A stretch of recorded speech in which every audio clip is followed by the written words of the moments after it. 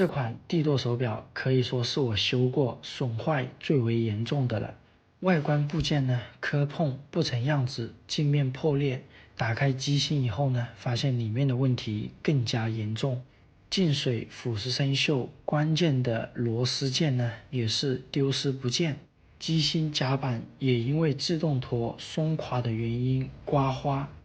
机芯零部件随着逐一的拆解呢，发现它的制动部分轮系也是因为磨损的原因导致无法正常使用，几个关键的零部件呢，基本上全部需要更换。接下来我们就针对这款手表里里外外进行全面修复，看最后修复好的整体效果是否对得起表主大几百公里击球过来的信任呢？